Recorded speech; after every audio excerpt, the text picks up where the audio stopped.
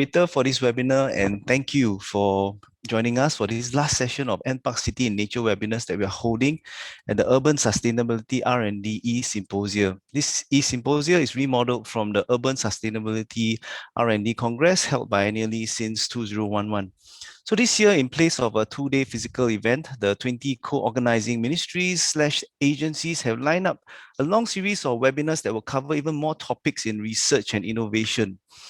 NParks have been leading a series of research-focused virtual webinars on city and nature, and these webinars explore how nature can contribute to urban sustainability. We have looked at how our research contributes to the maintenance of thriving urban biodiversity and habitats, and how nature contributes to the inhabitants of the city. Today, we'll look at understanding interactions between natural and built urban systems. We welcome your active participation and sharing, as well as your suggestions and ideas for future research on various aspects of becoming a city in nature. For today's webinar, we have three guest speakers from planning, academic, and applied research backgrounds. First, Mr. Yujian from URA will begin on how URA stewards our scarce land resources to support Singapore's development, enhance livability, and make Singapore a city in nature. Then next, Ms. Angelia from NParks will share findings arising from three research areas undertaken by NParks, showing evidence that parks and green spaces in Singapore provide people with nature-based experiences that confer health benefits and enhance mental well-being. Lastly, Dr. Harvey from SUTD will enlighten us on society's understanding of urban nature and why such understanding is complex. Each speaker will have 20 minutes and we'll ask you to please send your questions in the chat. We will address as many possible question and answer session after we've heard all these three presentations. What a great way to end a very hectic week. Before we go and throng the parks and our nature parks, and our nature reserves to understand how these places can benefit us. So without further ado, let me introduce the first speaker, Mr. Yam. Mr. Yam, please.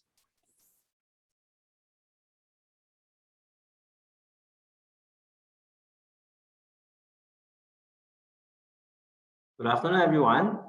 Thank you for having me at today's seminar. My name is Yujian. I'm the Director for Planning Policies in URA. Let me first pull out my slides. Okay, so these are my slides. So as mentioned, I come from URA. Before I begin, I thought I should extend my appreciation and thanks to NParks for the invitation for URA to come and share how we plan the use of our very limited land and sea space, and how we can work with many parties, both in and outside of the government, to enhance Singapore's livability through our green and blue spaces.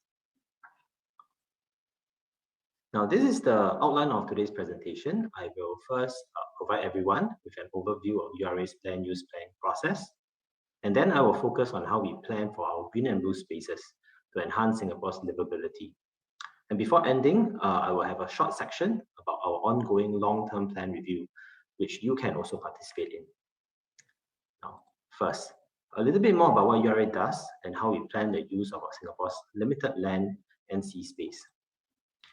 We are part of the M&D family, the Ministry of National Development, and we are Singapore's Land Use Planning and Conservation Authority. You may only see a few government agencies in this slide, and I hope you don't go away with the idea that this is the only agencies that we work with.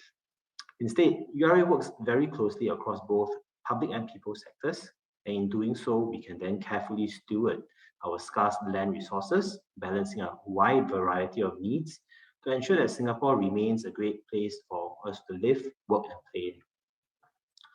So this slide provides an overview of our approach. In gist, we cast long-term so that we can generate our strategies and plans that can help us to continue to make good use of our limited land and sea.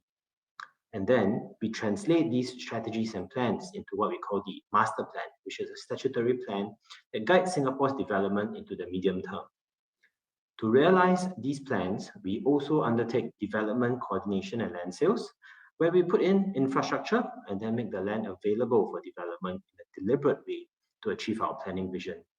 And through our development control function, we also ensure that land is used in accordance to the master plan. I can't emphasize this more, but to develop these plans, we work very closely with government agencies and seek the views of various stakeholders and members of public. Now, on this note, I should also point out that our plans are not static. We review our plans regularly. We adjust our plans to take in the feedback as they come in. So please do give us your views, and I will tell you a little bit more about how you can do so in the later part of the presentation. Now, I keep talking about limited land and sea space. Now, let me elaborate. As many of us here may know, Singapore is a small island city-state. The word island is important because we are one of the world's most densely populated countries with only 728 square kilometers of land and 540 square kilometers of sea. I said the word island is important because we use our sea space very, very efficiently, and a lot of people do not know that. What a lot of people may also not know is that unlike many cities that places their national needs in their large hinterlands, being an island city-state, Singapore actually has to fit in many of these users into our land. This includes users such as defense, utilities, ports, and we have to really make full use of our sea space in order to meet our nation's needs. And as such, we need to really balance all these needs, which continue to grow with new emerging trends and changing national needs and aspirations. In the process of planning for these needs and executing these plans, sustainability and stewardship lies in the heart at what we do. Given Singapore's context, sustainable development actually means that we need to balance economic, social, and environmental needs. Even after we optimize the use of our land and sea space, there may be situations that trade-offs may still have to be made so that we can optimize what we have and be a good steward. Not only that, our plans must also be flexible, adaptable, and resilient, particularly in the face of disruptive technologies and unanticipated uncertainties, as I'm sure we are all fairly aware of right now. And of course, not to mention climate change. Now, to do this, we adopt a long-term, careful planning approach to meet current and future generational needs. I can't emphasize this enough again. We need to plan not just to meet our needs today, but also the needs of the future generations. There's therefore a need for us to balance demands and trade-offs and to be really judicious in the way we manage and steward our limited land and sea space. We have to review these plans regularly, as I've mentioned earlier on, so that we assess the future needs for each major land use, as you can see on this slide, and to make sure that our available land and sea space can cater to these needs. So today I'll share a few strategies that we use to balance these various land needs while providing a high quality living environment. I mentioned earlier on that Singapore is one of the most densely populated cities, but we are also one of the most livable ones. I'll be sharing 5 of them today, and they are listed on this slide. Now, to begin, let's start with our first strategy, which is the recycling and reuse of our land. Here, we actually see the first example of Punggol. In the early days, Punggol used to be a rural area where there were villages and that people actually lived there. The redevelopment of Punggol began in the 1970s, and villages were gradually phased out. Now, in the 1990s, plans to build new public housing estates were announced, giving rise to what we see today as Sengkang and Punggol new towns. So today, if you go to Sengkang or you go to Punggol, you will see that we have a new residential town, and many Singaporeans there are able to live, work, and play and enjoy the greenery as well as the amenities that have been put in place. Now, another example is Tanjong Rhu. Some of you all may know this place even when before it is what we see today as condominiums.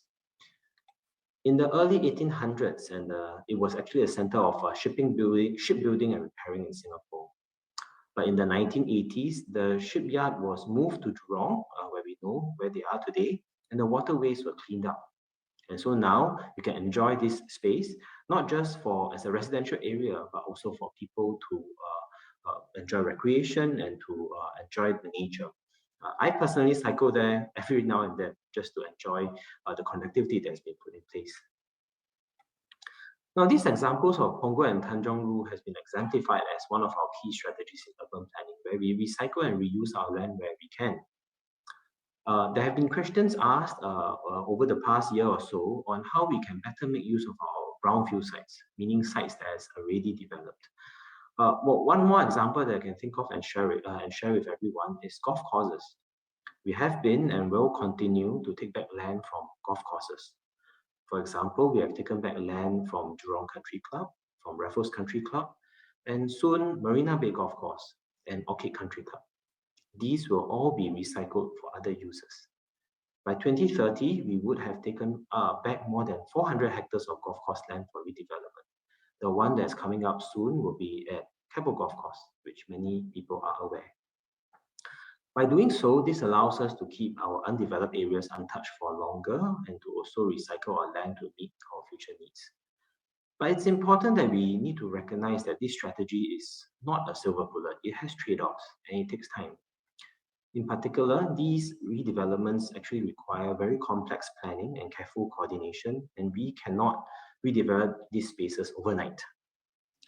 For example, you have heard about Paya Lebar Air Base having to relocate. It was actually announced in 2013, and it will free up 800 hectares of land and remove height restrictions around the area. But doing so would actually take some time for us to materialize. We've announced that this will only happen from the 2030s onwards. But beyond time and resources and coordination, redevelopment also impacts communities. We will require people to resettle, even at times when they might not be prepared to, and this is something that we take good care of. At times, there would also be well-loved interim users that we may have to displace. And of course, we have to take the chance to preserve our heritage and our identity and conserve some of our buildings and our spaces. But this too will limit the ability for us to recycle our land. Now let me move on. Co-location. We work very hard with various agencies and private developers as well to co-locate compatible users that can help us to optimize our land. Besides land savings, and we really need land savings because of a limited land and sea space, these co-located land users often bring about multiple benefits. For instance, integrated transport hubs, which you see in this slide, will help to improve multimodal connectivity, resulting in a more convenient and comfortable experience for our public transport users. Many of us, when we go to work and we take the train back home, we always pick up dinner on the way back. And that's only possible because they are well integrated with our commercial spaces. We also have community hubs that bring people from different walks of life together, encouraging greater social cohesion. These are seen in Kampong MOT, and there are other examples around us that you can see as you go around Singapore. Now, utility users is another use that we integrate with various different functions.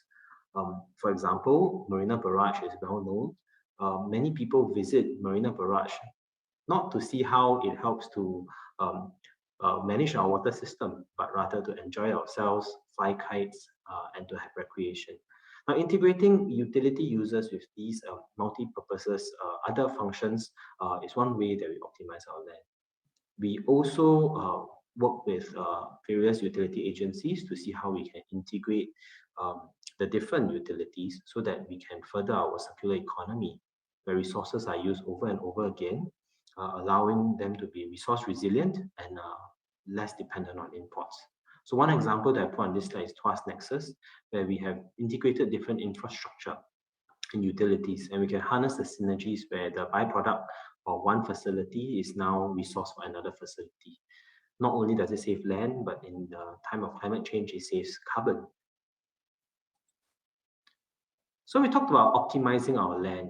The obvious strategy that many people already know, and I'm just going to cover this quite briefly here, is about building higher and going deeper downwards. In terms of building higher, we have pushed the boundaries of traditionally low-rise users, such as industrial spaces, agricultural users, and also community and social users. But we have to do so while maintaining a good quality environment. For example, in Marina Bay, we have height variations to ensure we have an iconic skyline. And we also ensure that there's density relief in our residential areas. If we plan everywhere to be very high rise and there's no variation in height, Singapore will not be as livable as we have it today. Now, going downwards, we are also developing an underground spaces as a strategic resource. I want to clarify that we are not going to put people underground. The plan is to put our utilities and our transport and storage underground so that we can free up the above ground for people to enjoy. This improves connectivity and increases the resilience of infrastructure. But those strategies in themselves are insufficient. We also need to be aware that we need to pay more attention to ensuring that our plans are flexible, adaptable, and resilient. I mentioned that earlier on. Now, COVID, for instance, has shown us how unpredictable our future can be. I'm sure you have not heard this, you have heard this many times, but I'm pretty sure 2 years ago, we do not know what's COVID and we do not know how it will have impacted our lives that much. So we really need to be agile, we need to be flexible, to be resilient to shocks. We need to not just change our plans, but to allow developers, to allow landowners to be flexible, to have buffer spaces and to allow for quick responses. Now, while doing all of what I've just shared, we also cannot forget that we have our built heritage and we have our natural heritage. I will cover a little bit more about natural heritage later on, but let me first cover a little about our built heritage. Now, we have actually embarked on our conservation efforts since the 1970s. So a lot of people may not know this, but it has helped to preserve our public memory, connecting Singaporeans to the history of our island. If you walk around Singapore, many of these buildings that you see and places that you see are actually conserved. And today, we are actually over more than 7,000 buildings and more than 100 over areas that are conserved to represent the different eras of Singapore's history. So now let me move on to natural heritage. We take a proactive stance to safeguard our natural capital. We work very closely with NParks to conserve key nature reserves and areas to maintain and protect our diversity, and also plan for various strategies to extend our natural capital and weave greenery more intensely into our urban areas. These efforts continue to be relooked at. Particularly, we are currently studying for more ways that we can further strengthen our natural capital and connect up our green and blue spaces. So this leads me to the next section, which is on how we plan for our green and blue spaces to enhance livability. But first, let me rewind a little in history. For Singapore, natural capital has always been an important element that we consider in our land use plans. It's not a new concept, and it's definitely not new in the way we plan our land use. This approach can be dated all the way back to Singapore's early days of independence, as advocated by our late founding father, Mr. Lee Kuan Yew, where initiatives have already been put in place to nurture a healthy, green, and natural environment. This is what you see on this slide is our very first concept plan, the 1971 concept plan. And we have already safeguarded significant green spaces within the Central Catchment Nature Reserve, which is still present today. Now, today, green and blue spaces go way beyond just the Central Catchment Nature Reserve. It goes to every town and every workplaces amidst us. It not only protects our biodiversity, but it also provides us with recreational options, as well as aesthetic and visual relief. But beyond that, as we talk about climate change, our green and blue spaces are also critical as part of our response to enhance our climate resilience. So I'll elaborate on all these points later, but suffice to say, our natural capital will definitely continue to be a very important element in our land use plans going forward. Now, in planning for our green and blue spaces in Singapore, we work very closely with NParks and other agencies in our planning process to achieve the city in nature vision, which is the vision that underpins many of our greening strategies today. The city in nature vision aims to restore nature back into a city for livability, sustainability, and well-being. So how does URA work with NParks and other agencies on this? Well, we are involved in 3 broad strategies. First, nature conservation. Second, restoring nature into our urban landscape. And lastly, enhancing climate resilience. Let me touch on the first pillar. Now, to safeguard our natural capital, we work with NParks, relying on the Nature Conservation Master Plan to guide our conservation efforts. It allows us to coordinate, strengthen, and intensify our efforts in biodiversity conservation. The NCMP, or the Nature Conservation Master Plan, is a science-based approach that allows us to do so effectively. So as a result of this approach, we have retained ecologically important sites. In particular, we have gazetted 4 nature reserves, which are representative of our key local ecosystems. We have identified nature areas with significant biodiversity. and established 350 hectares of biodiversity sites and other forested areas such as nature parks. These will serve as buffers and complementary habitats to our nature reserves, as well as new recreation options for our residents. We are also working with NParks to facilitate the extension of our natural capital through nature park networks.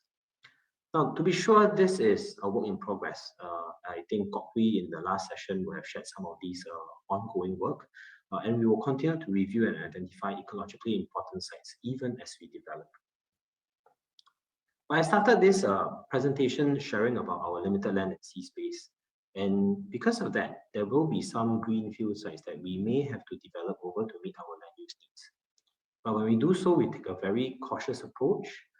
We ensure that developments that are near to sites with significant biodiversity are required to go through in-depth consultation with technical agencies, and they will be subjected to environmental studies to assess the possible impact, including to ecological connectivity. We also work very closely with developers to engage stakeholders, such as those from the nature community, so that we can take in the feedback and strengthen the rigor of our studies. Unless there are security considerations, these studies are actually made publicly available, so anyone can provide feedback to the findings and the recommendations. These studies, as well as the feedback received, will then guide the planning of the site, including mitigation measures and even redesign of the development layout to reduce the impact on development on the environment. We also seek to preserve and integrate natural elements within the development where possible, and this too will facilitate ecological connectivity. Now we move on to restoring nature into our urban landscape. To make Singapore a livable city, we work with developers to introduce nature into our built spaces and extend our current natural capital. This involves planning for accessible parks and green spaces within our towns and housing estates for residents to enjoy.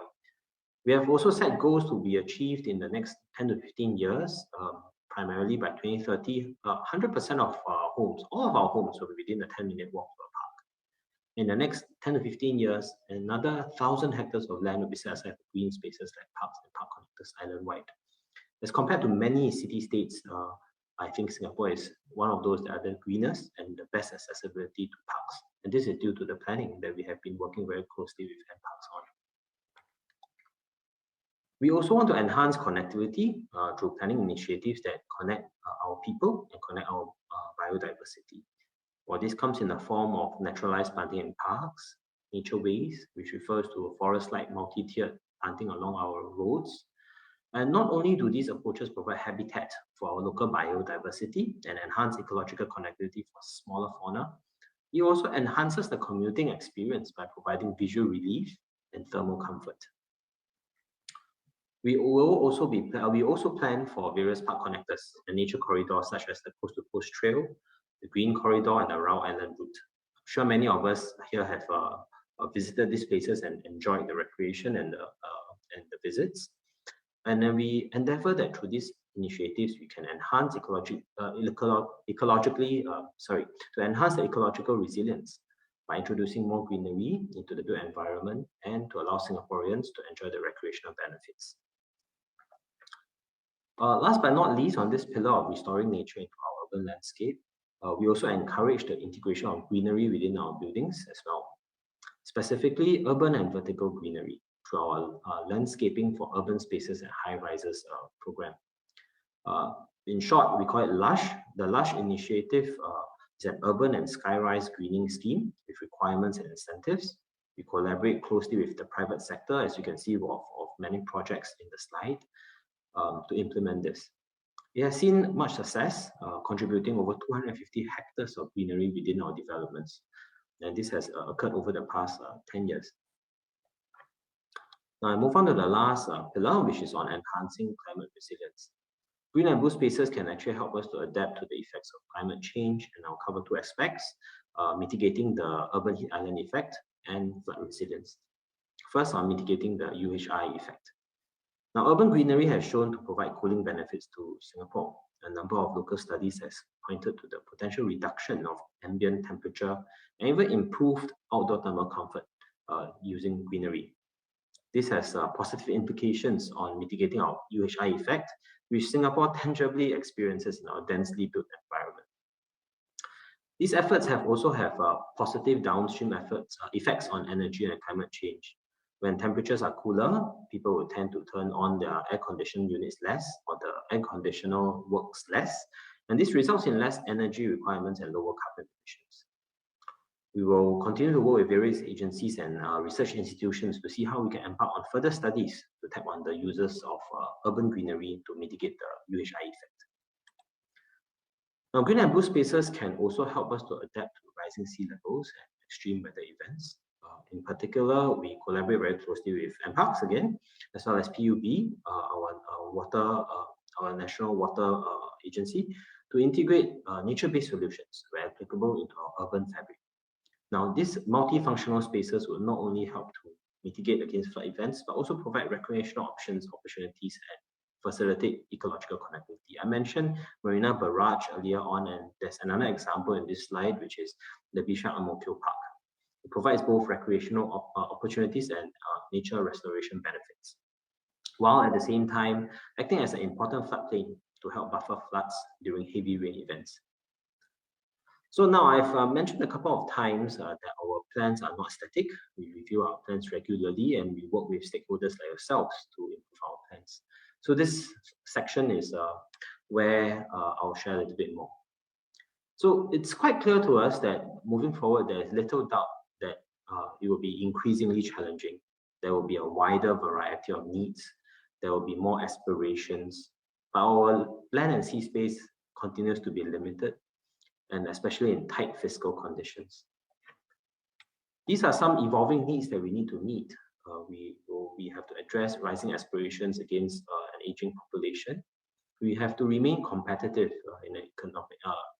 economically in a fast-changing world. We have to ensure sustainability. We have to adapt to climate change. We have to be resilient to new crises, and we have to respond to technological advancements. And in dealing with all these new trends and challenges, there will be trade-offs. I don't think it will be an easy answer. And this is why we have recently launched a long-term plan review public consultation. We want to work with you and as well as all our stakeholders to make Singapore a place that we can all call home. So I would ask that you get involved, pick up your handphones now, scan the QR code, find out more and join us and give us your feedback, give us your views, and even co-create our future together. Because together we can then make Singapore a better place to live, work, and play. Thank you very much. Thank you, Mr. Yam, for that really very insightful overview about how we, steward our land for our built and natural heritage. And it was such a great overview and very, wide as well, wide-ranging.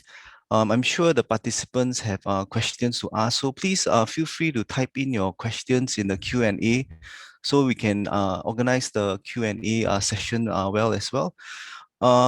We are going on next to Miss Angelia, and she's going to talk about how we benefit from nature and the science behind that. I've always wondered why suddenly our parks and gardens and our nature reserves have become so busy over the weekend. I guess everybody is using it as a refuge here, and I wonder what kind of benefits we reap from that. So on to you, Angela.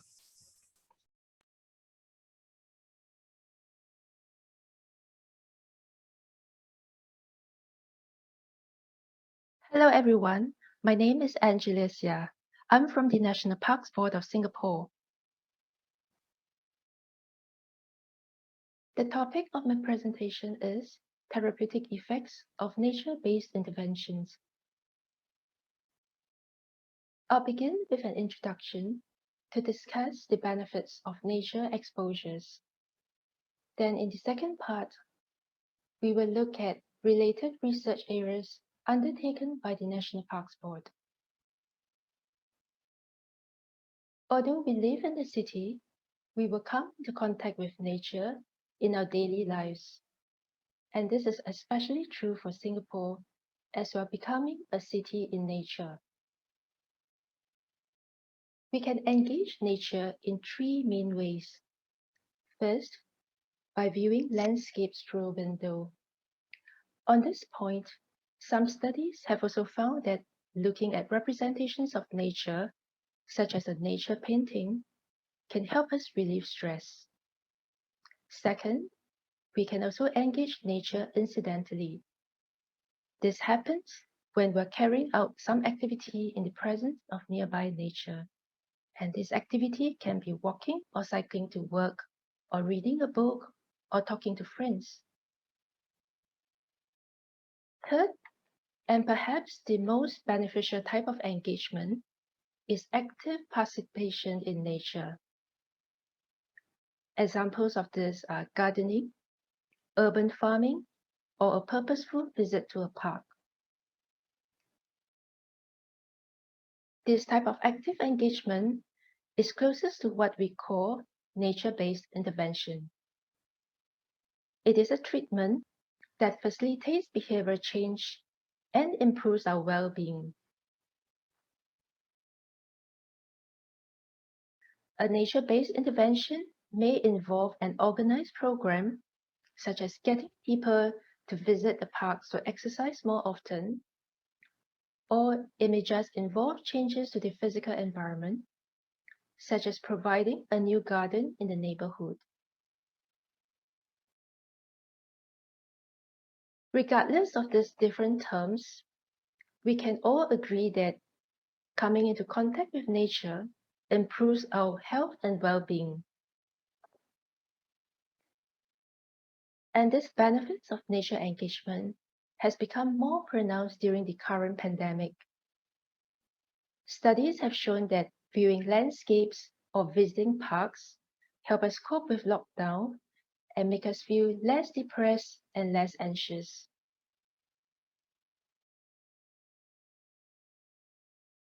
Therefore, it is not surprising that the World Health Organization regards urban green spaces as a necessary component for healthy and livable cities. Similarly, UNICEF has also regarded urban green spaces as being important for the optimal development of our children. Next, we'll look at MParks research studies. We conduct these projects to contextualize the benefits of nature-based interventions for the tropical environment and to translate the research findings into actionable insights.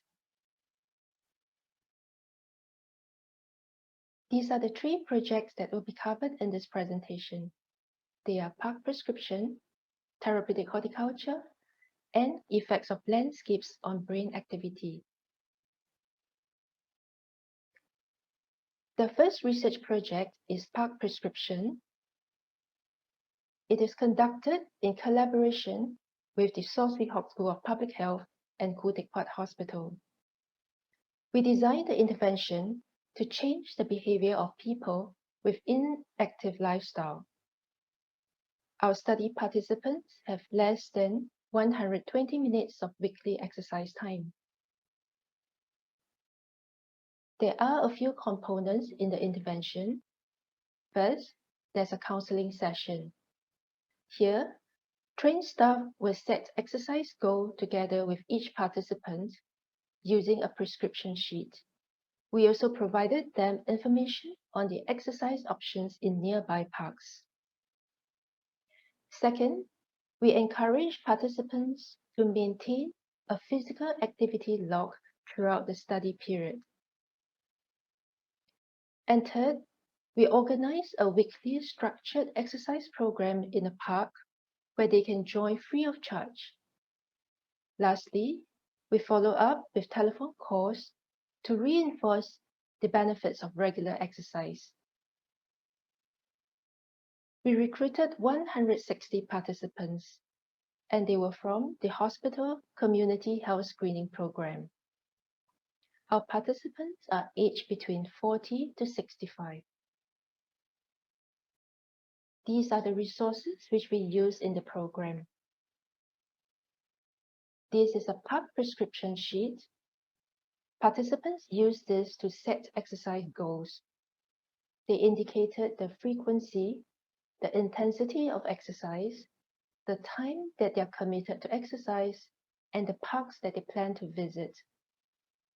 In addition, we also provided specially designed park brochures.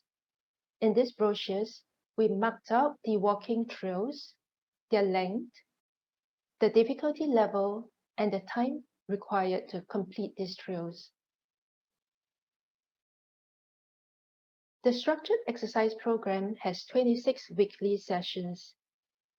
Each session is 1 hour long, and they are facilitated by a certified exercise trainer. The sessions are conducted in parks within Yishun.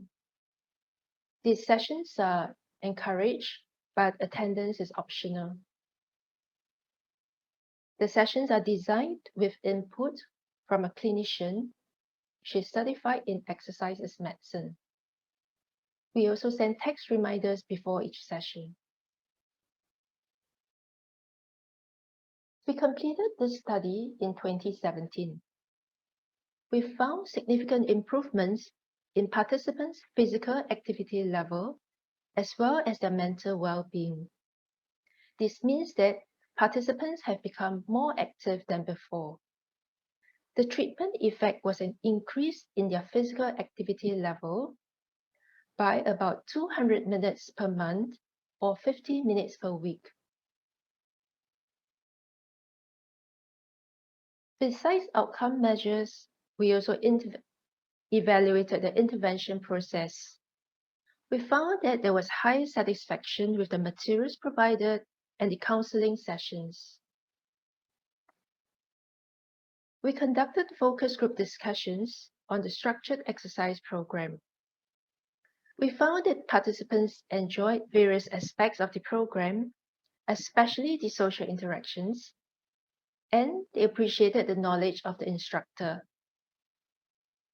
Some participants shared that taking part in this program prompted them to develop a routine to exercise. Then we also interviewed those who were non-attendees of the group exercise. They gave reasons like lack of time. They shared that outside work, there's little time left and they prefer to spend this time with their family. So there were also others who shared that they preferred unstructured exercise. These are the insights which we learned from the Park Prescription Project. While organizing group exercise is good, other aspects like goal setting and provision of useful resources are also effective in getting people to exercise regularly.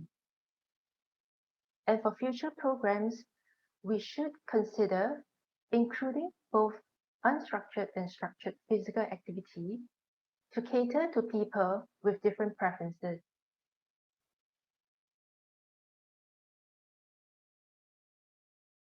And we have published 4 scientific papers arising from this project.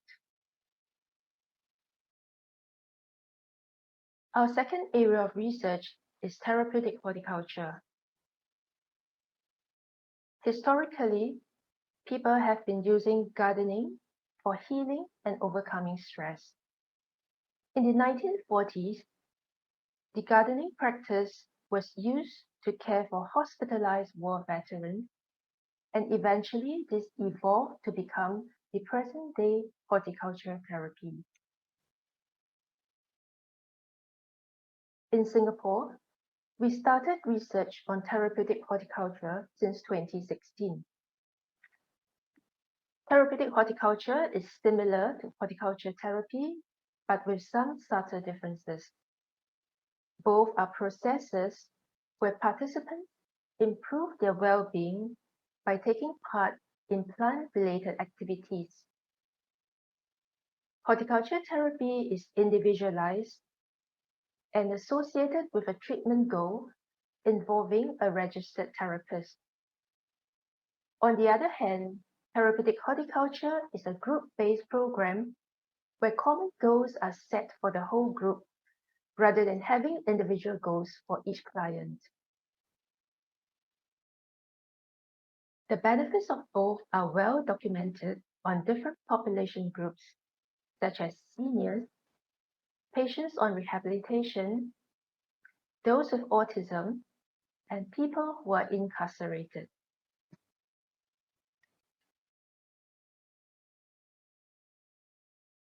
NPATH completed 2 research projects that investigated the effects of therapeutic horticulture on elderly people in Singapore.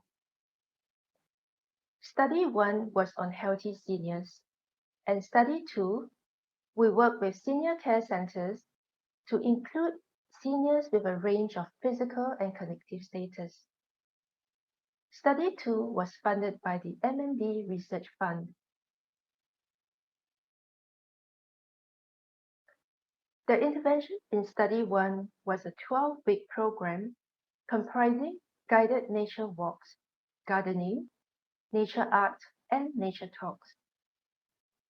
We found significant improvements in the psychological status and biological markers of our participants, showing that the intervention improved their well-being. We started Study 2 in 2017.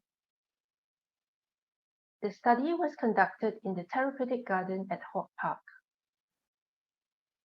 A therapeutic garden is a green space that is purposefully designed with an active area to enable group activities, as well as a restorative area with specially curated groups of plants to stimulate the senses.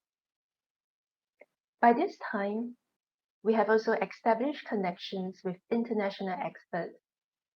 Therefore, in Study 2, our intervention program received input from Ms. Elizabeth Deal. She's a well-respected expert from the University of Florida. The activities of the program in Study 2 have been documented with the treatment goals and other implementation details, and this resource can be downloaded at our MPAC's website. Results from Study 2 show that therapeutic horticulture is beneficial as a group activity for senior care centres. The benefits extend to seniors with a range of physical and cognitive status. Our participants enjoyed the program, reporting more positive emotions after each session. They also showed reduction in anxiety and improvement in their cognitive functioning. We published more than 6 scientific papers arising from this area of research.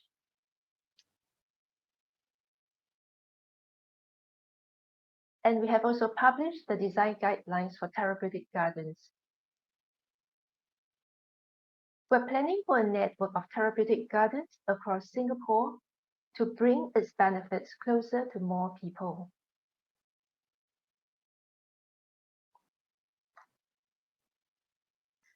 The third and last research project investigates how landscapes with different features can affect people's emotions.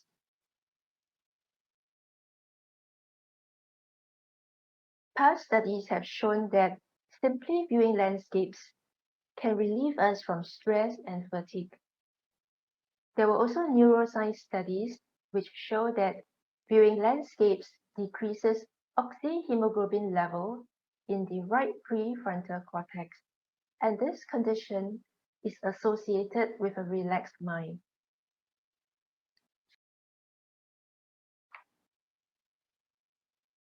We started a pilot study with NUS in 2018.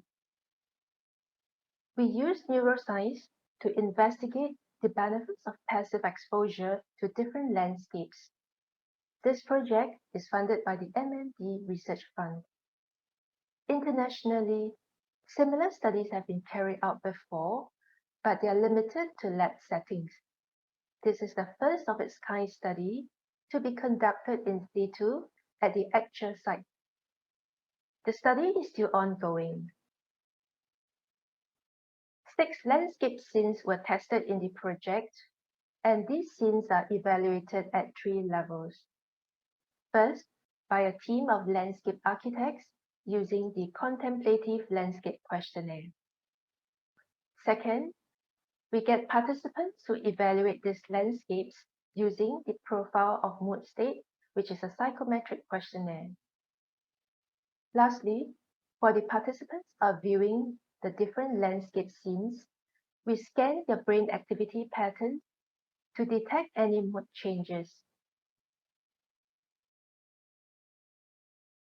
The results show that one of the experimental sites, the Therapeutic Garden at Hawke Park, has the highest score in the contemplative landscape questionnaire.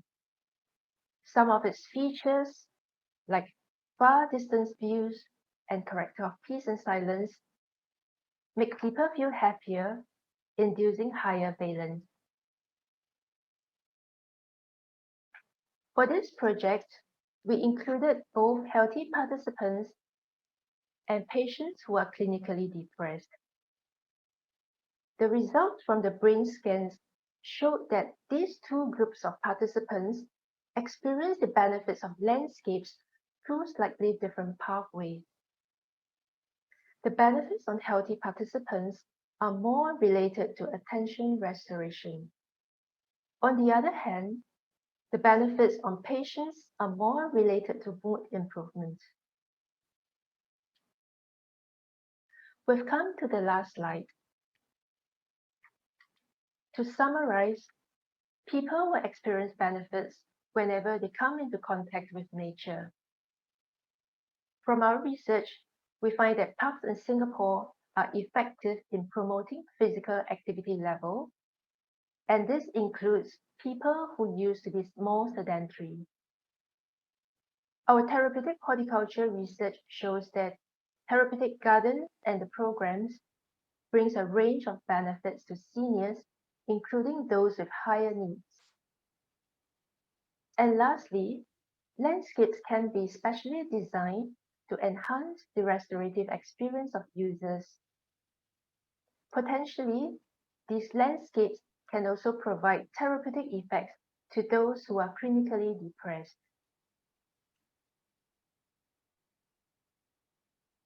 We've come to the end of the presentation. I hope you have found it useful.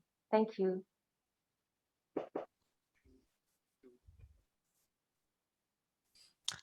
Thank you, Angelia. That was really amazing to see, the benefits, being seen even through the brain scans. That's really amazing.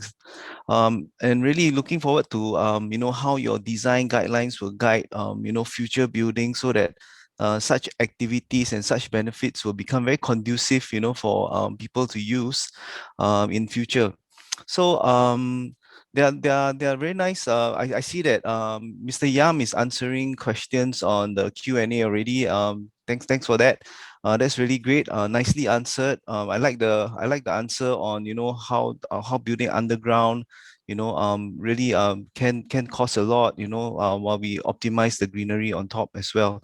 Um, so our next speaker is Dr. Harvey Neo, and personally, having to work in wildlife management, it'll be really interesting to see how people, have how people look upon nature. And like some people like nature, and they love butterflies, but they don't like the caterpillars. So what is the populations? What are citizens? Perspectives on nature as well, and how complex it is. So, Dr. Harvey Neo, on to you to enlighten us on this aspect, please. Good afternoon, everyone. Thank you, MParks, for inviting me to this e-Symposia 2021 on urban sustainability. I'm Harvey, a senior fellow and head of program at the Kuan Yew Center for Innovative Cities at Singapore University of Technology and Design. Today, my 15 minutes talk will be about societal responses to urban nature.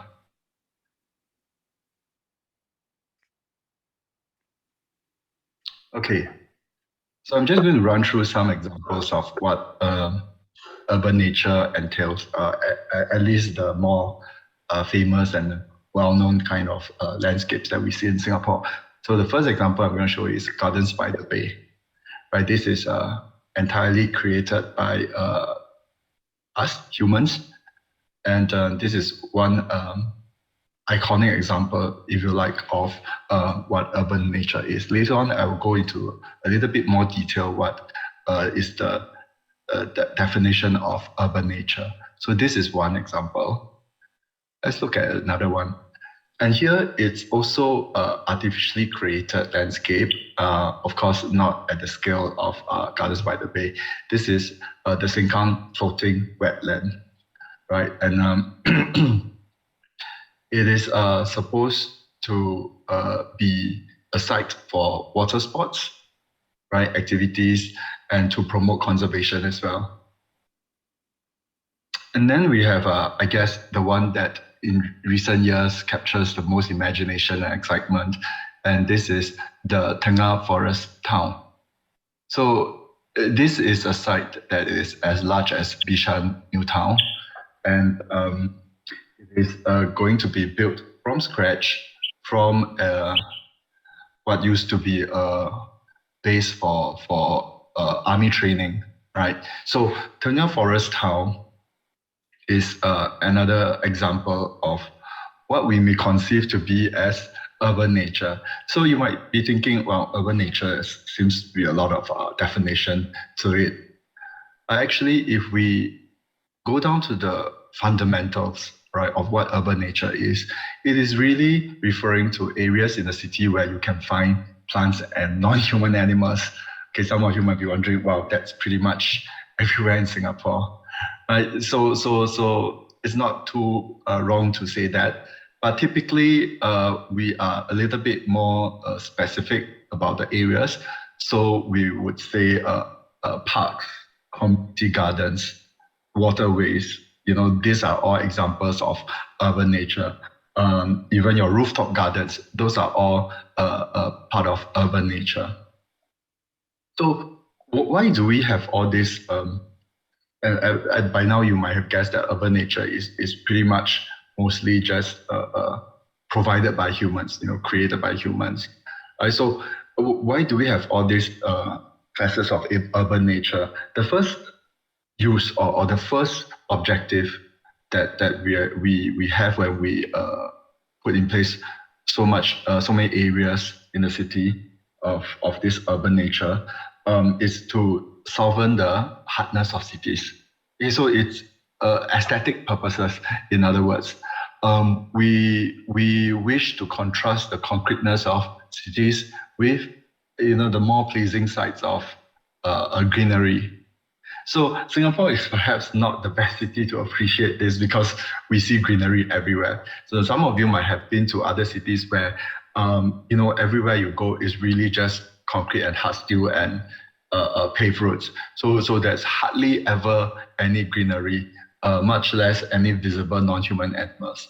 So one key key use of urban nature is really to soften the hardness of cities. Is for aesthetic purposes. And it can be for human leisure, social recreation purposes as well. So if you have a hill, right, a small hill in the middle of the city, that's where people can do some kind of trekking or hiking, if you like. Then the urban nature can be also examples of iconic landscapes. So the first three, well, not the first three, the first example I showed earlier on Gardens by the Bay, that would be a classic example of iconic urban nature landscapes. So what is so interesting about these iconic landscapes is that we would like to think that it's translatable to economic gains, right? So you build iconic landscapes, let's say of the non-urban nature type. You consider your MBS, Marina Bay Sands. Oh, that is iconic, and that is built such that it draws eyes and it draws people to the site. So the same goes with iconic urban nature landscapes. It is meant, or it is hoped that it can be attractive to people, not just local, but tourists to visit the place. And then we have urban nature that we put in place or keep because it performs some kind of ecosystem services.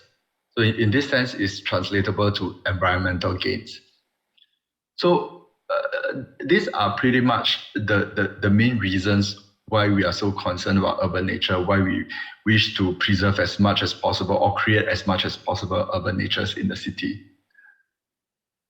Now comes the I guess the key reason of why we are here today for this particular segment of the talk, which is understanding societal responses to urban nature.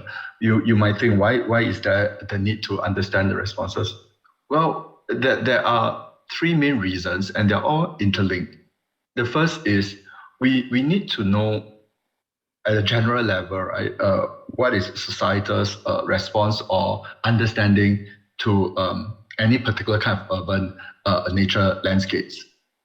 Why is this necessary? It's because we need to identify the misunderstanding and maybe as a result of such misunderstanding, the misuse of urban nature. We need to identify that so that we can move appropriate responses and behavior.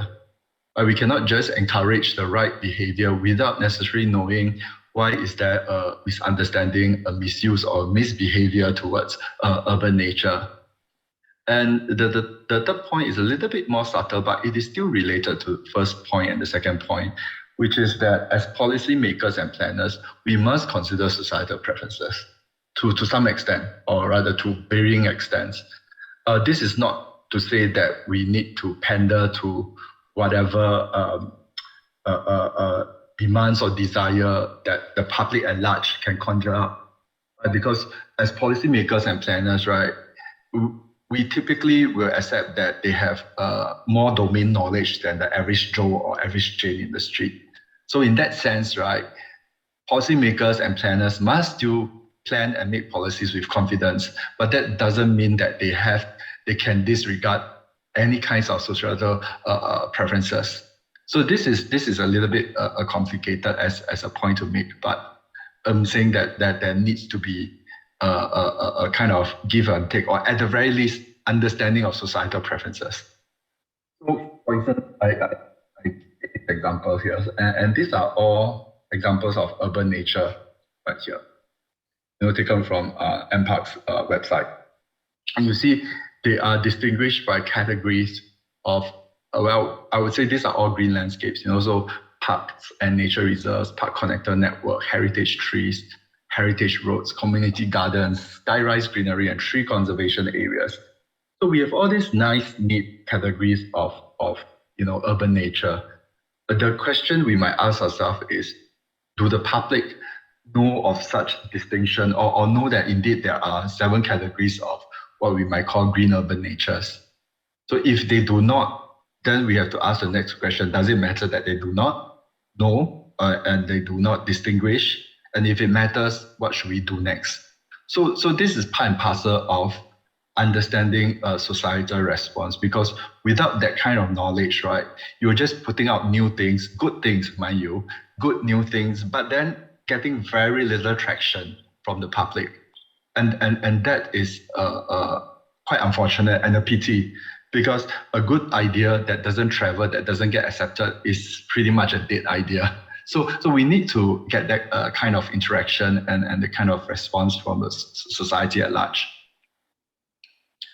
So one example is this Community in Bloom program. So it is conceptualized as a kind of nature meets social. So it fulfills 2 distinct goals. One is to cultivate the sense of nature, being with nature mentality amongst the gardeners. And the other is, of course, the social aspect. It's supposed to bond people, right? It's supposed to create some kind of community kinship, social cohesion. So the question we ask ourselves is, what is the societal response to this? Do they really feel that, me being a community garden, I really do feel that. I really do feel that I get some kind of returns from being involved with nature. And I feel that my cohesion, my community bonding with my neighbors and my friends have increased as a result of this activity. And the thing is, if many gardeners do not strongly feel so, then there might be something wrong with the the program. So we have to tweak it. We have to understand where is the gap and how we can really bring a community in bloom or community garden scheme to its full potential. And this is an example of iconic urban nature. Our garden city, of course, is many decades in the making as a symbol of Singapore. And I must say that it has stuck very well. It was really successful. Of course, like I said, there are many decades in the making. So now we have transitioned to another kind of tagline, which is a city in nature. And that rebalances the artifice that is a garden, which I think is a step in the right direction. So how do we know that? What is the societal response to it? Do they understand this? Do they think that this is the right approach? Do they know why we are moving from garden city to a city in nature? These are the kinds of questions that I'm sure NParks have already asked.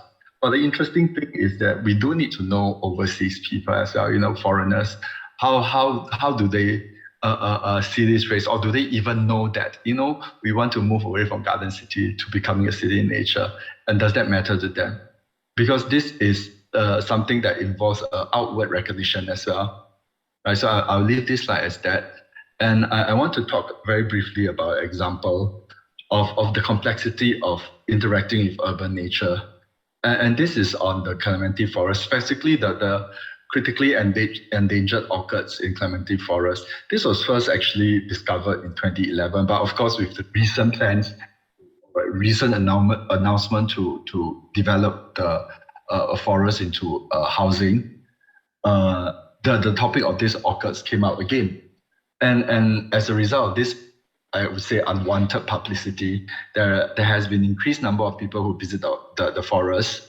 Maybe the forest in general, they're interested to visit, but also especially to perhaps catch a glimpse of the orchids. So that has increased. And of course, we've seen that many hikers have gotten lost into in the forest. And as a result of also such increase in number of people, the orchids have dwindled. So this is a case of, up to the point where there is a burden on the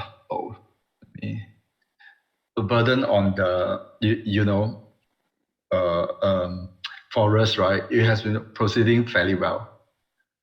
So too much of a good thing in a very small urban nature site, right, can be a very, very bad thing. This is what I'm trying to say. I'm going to give another example very quickly, and this is on the persistent macaque issue. Monkeys bothering the people's home, or at least people who stay close to the borderlands where the monkeys are active. So we have many people with very different ideas on how to deal with this problem. So Mr. Han here, I think represent a big segment of society who thinks that this is a nuisance. We need to count, the science is right on this, etc., etc. And then we have other people who, like Mr. Low here, is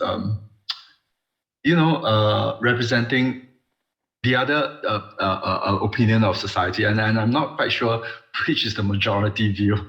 Not that it's the most important question that we ask ourselves, because, like I said earlier, we do not need necessarily to be swayed by the loudest voice, right? So we have an alternative view on that, and of course we have also NGOs who of course where their stance is on this issue. So I'm going to end off with this last piece of infographic, which is that,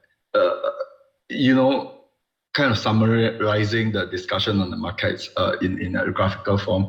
We'll see that the relationship or the response is actually quite complex, because it depends on humans here, who they are, what gender, what belief system, what age, what education background. Do they believe in science?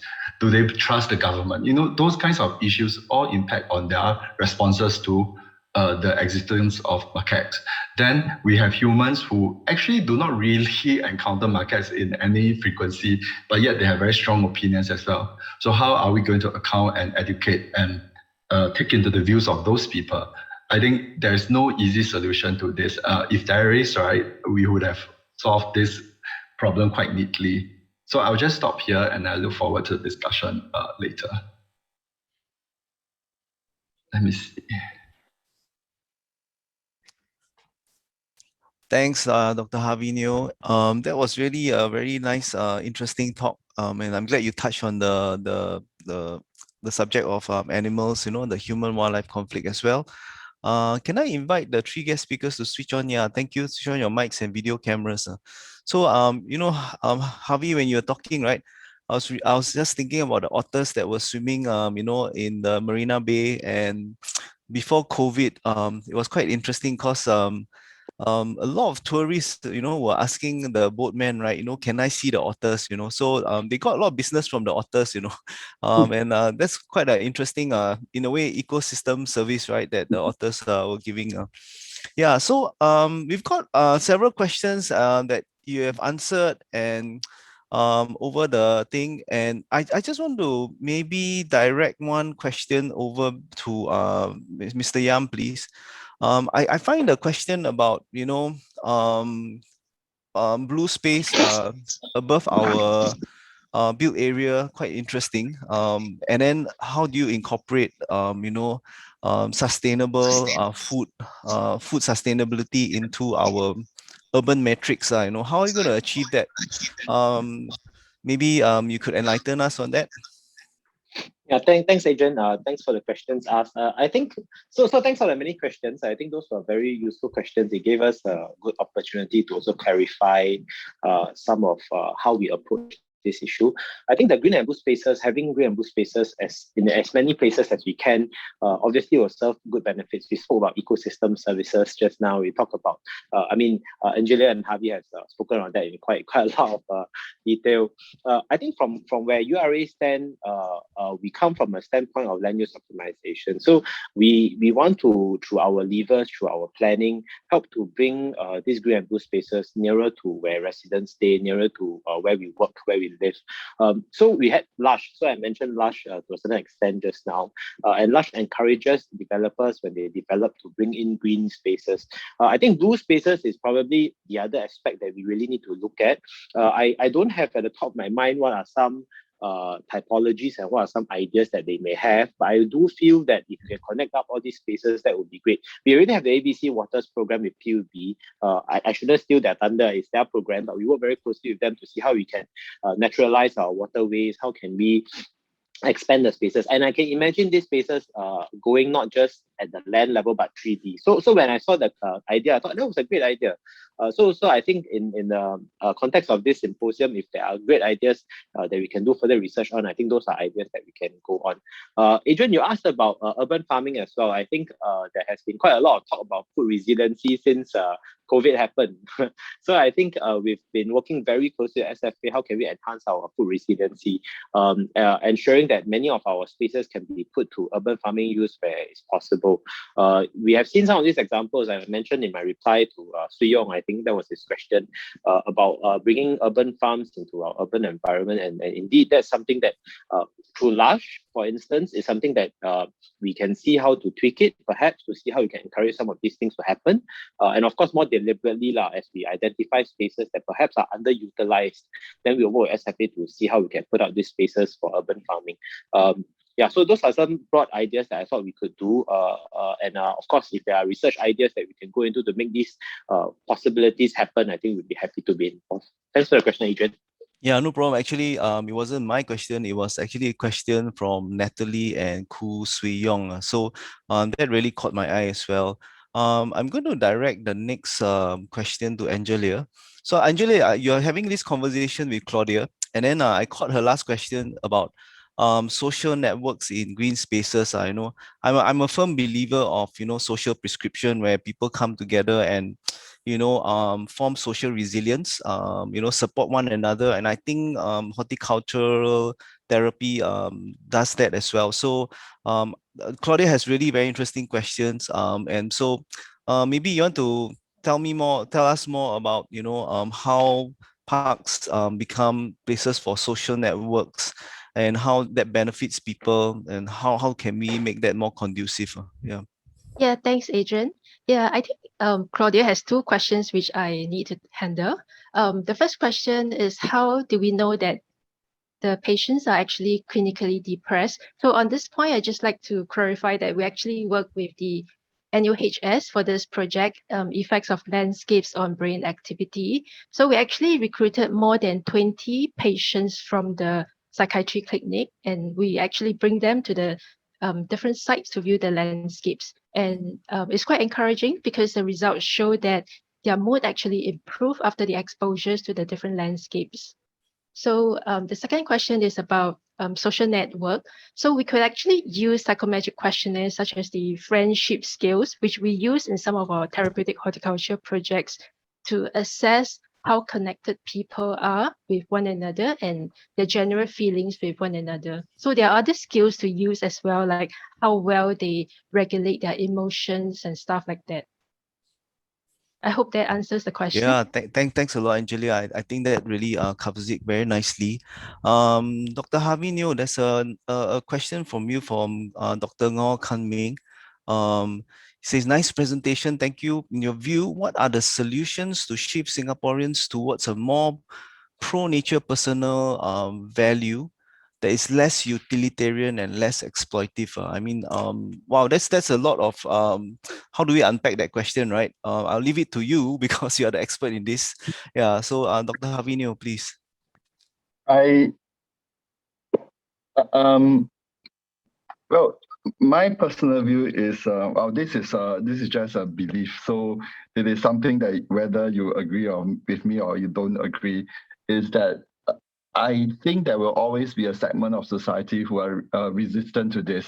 In other words, there will always be a minority. They cannot be the majority, but there will be a minority of population who just, I don't know, maybe they are wired differently and they cannot be persuaded to think otherwise about animals or plants or the environment. I think there will always be a small minority of people like that. So leaving them aside, let's say we are targeting maybe 80% of the population that can be shifted, that can be moved. My sense is that most are actually quite agnostic and indifferent, not because they don't like animals or they hate nature. It's just that they never really think about it. Especially in the context of Singapore, there's very little authentic experience that they can have and they can share and they can kind of ruminate and think about. So that's one problem. So, and to really know further about this, what is causing the reason, right, for this kind of agnosticism or indifference, right? We really need to find out what is the idea, perception, thinking behind the general public on such issues. So the first step, I mean, to answer your question, the first step is we really need to get the population census on such issues. It's similar to our regular population census, except that this particular census asks the people a whole range of questions about nature, animal, their interaction, and of course, like the proper census, we collect a whole range of social demographic data about the people themselves. Then, with a huge data set, right, we can come up with a more advanced statistical analysis of whether we can find any correlation or, not causality, but, really correlation is what we are trying to find out.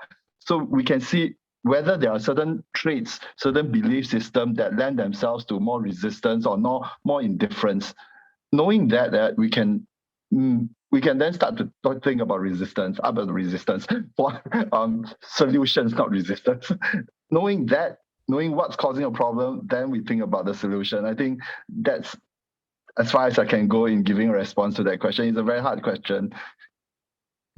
Yeah, no, I think it's very well answered. And related to that, Dr. Havino, there's this question by Kevin who says that how it's very difficult to please everyone. He says thank you for the nice presentation.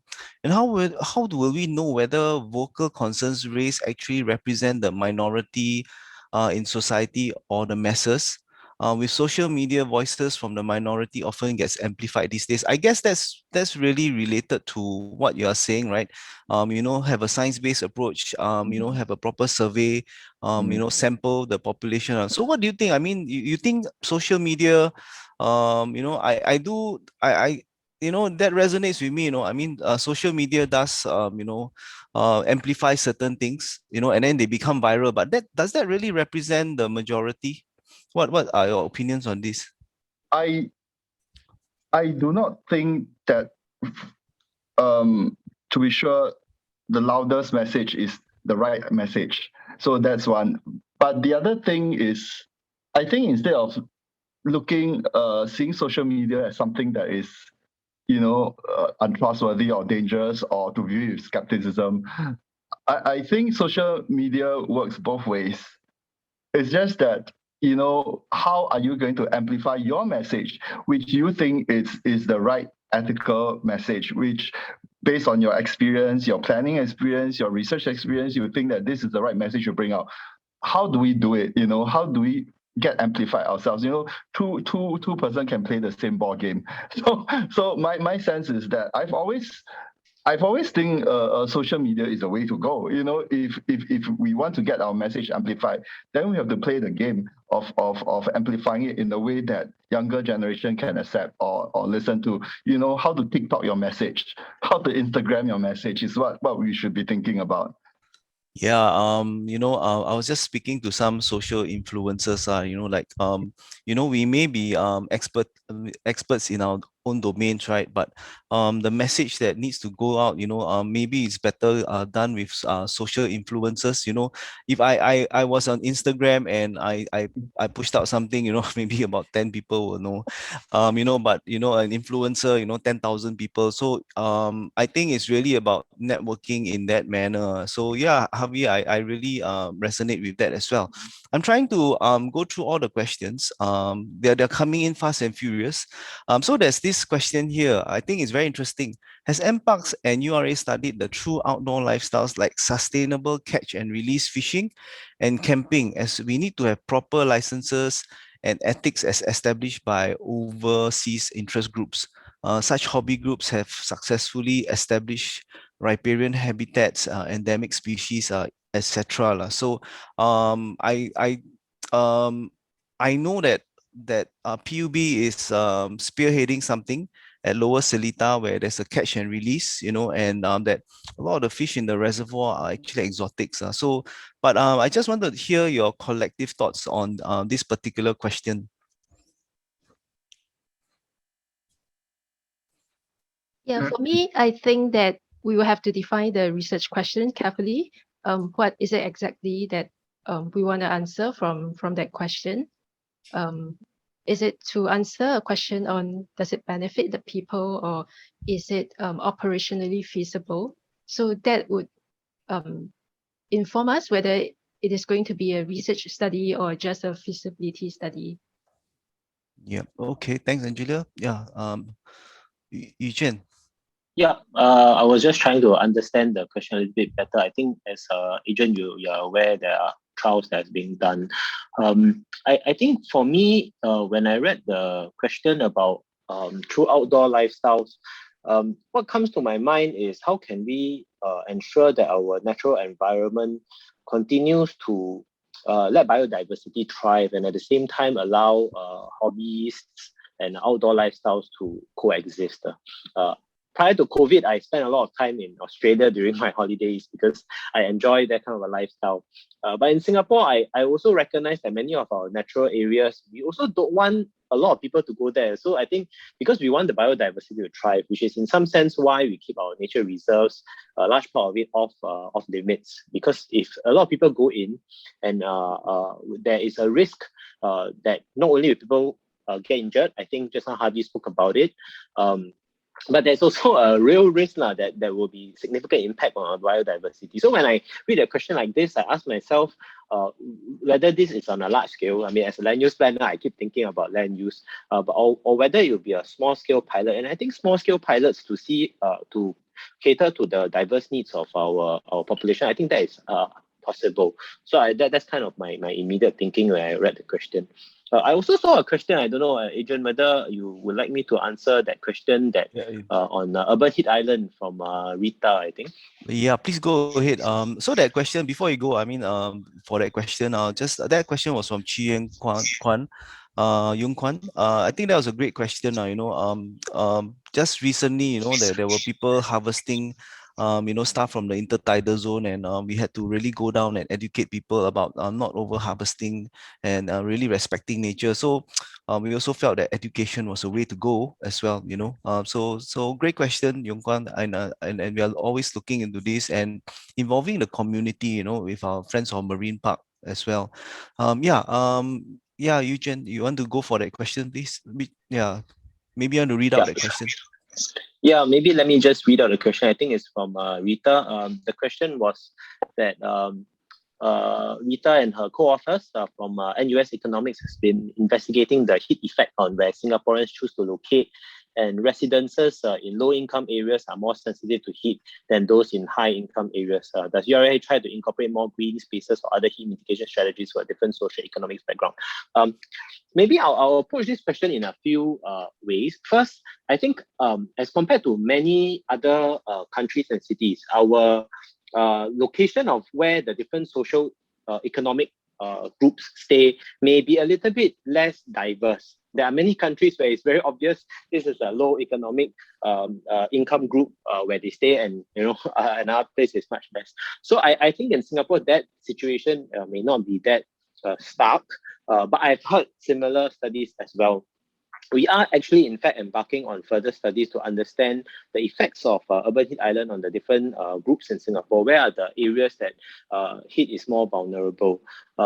This is an ongoing research. I shouldn't share much because things are still in the works. But I would say that that's the direction that we want to head to see how we can be more targeted in terms of our heat mitigation strategies. But the second part of my answer actually covers on the heat mitigation strategies themselves.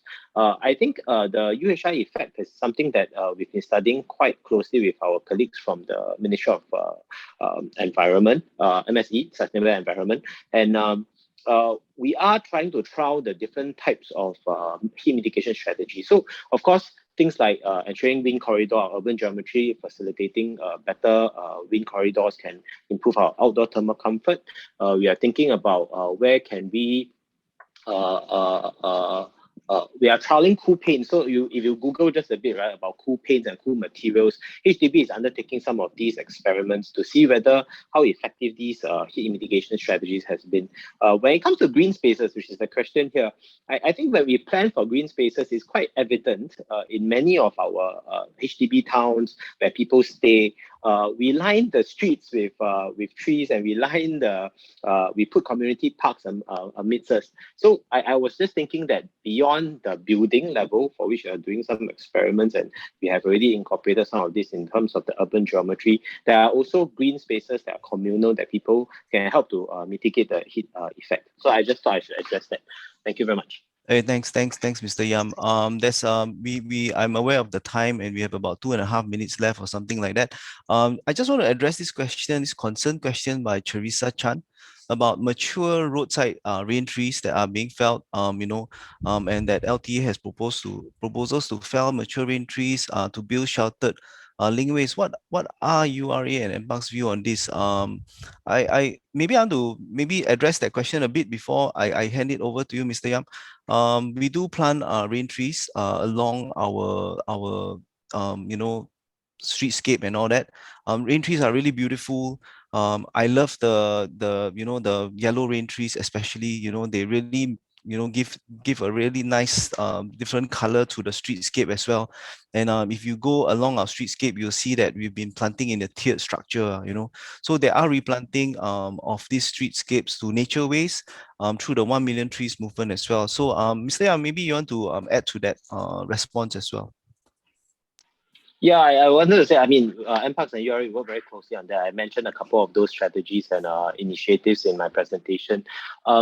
Short of knowing which specific mature tree that Carissa is talking about, I think I would answer this question in terms of the process that we go about. I think when we do land use planning, many people don't appreciate this. If you go to a site and you just look across the area that's in front of the subsection, right? You will then realize that there's the roads, there's the park connector, there's the linkway, there is the mature trees, and we at the operational level, planners from MParks, LTA, URA have multiple conversations to see how to optimize those sections so that we can minimize removal of nature existing green, how to ensure that at the same time we still have sufficient width so that people can be able to move from one place to another, and even during inclement weather.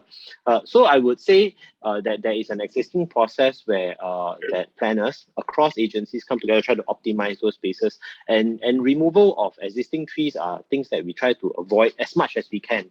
But you can also imagine that we don't want, or rather, I would think users of connections would find it very difficult to navigate if your covered linkways are in a zigzag fashion.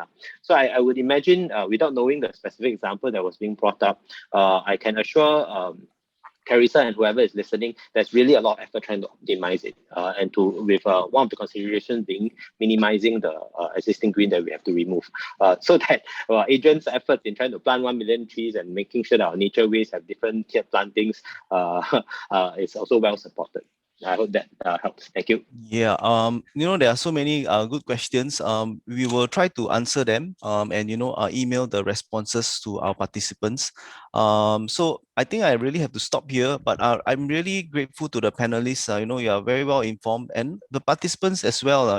I think that made for really a wonderful, Q&A session. So thank you very much. So I'd like to end this session, but before I do that, we would like thank our guests for taking time off your busy schedules to come here and give this wonderful talk and really answer those questions as best as you can. I have a few announcements to make, so the details will be here.